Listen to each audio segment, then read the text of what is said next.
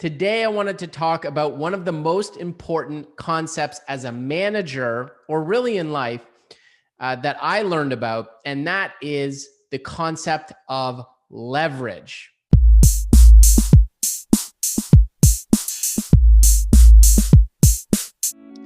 Now, I first learned about this concept from one of the greatest management books of all time, High Management Output by Andy Grove. Andy Grove is the former CEO of Intel. And this concept of leverage, he defined it as the measure of output generated by any managerial activity. So what does this mean? Essentially, the easiest way to think about it is it's an imbalance between the work that you put in, the inputs, and the outcomes of that work.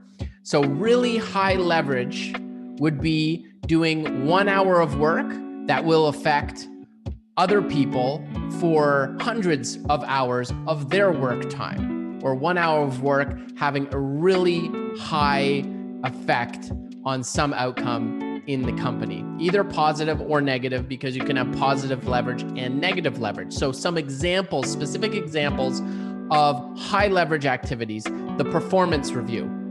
So if you're a manager and you're doing a performance review for someone, and you think about that 1 hour of performance review, of giving them feedback, coaching them on specific areas that's going to help them improve their performance and their outcomes, that 1 hour that you spend could positively affect them and their outcomes for hundreds of hours. So that 1 hour created hundreds of hours of leverage. If that person that you are doing a performance review for is a manager, well then, and say you're coaching them on how to do performance reviews for their team or how to give feedback or coach for their team, well, that could affect 10 other people, right? Because the people that report to that manager that you're giving feedback for, and that could be hundreds or thousands of hours of impact. So that's a really high leverage activity, the performance review. Another example of a high leverage activity would be a presentation that you're doing for 30 or 40 or 50 or 100 people.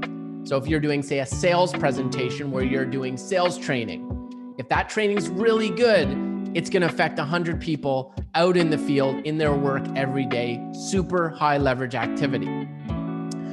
Examples of negative leverage activities are things like being a bottleneck or bad processes that are put into the company that negatively affect people's work, again, for tens or hundreds of hours because that slow process or inefficient process has been put in. So you're really looking for these high leverage activities and to lean in and put a lot of effort into these high leverage activities because those touch points can really have outsized results compared to their inputs.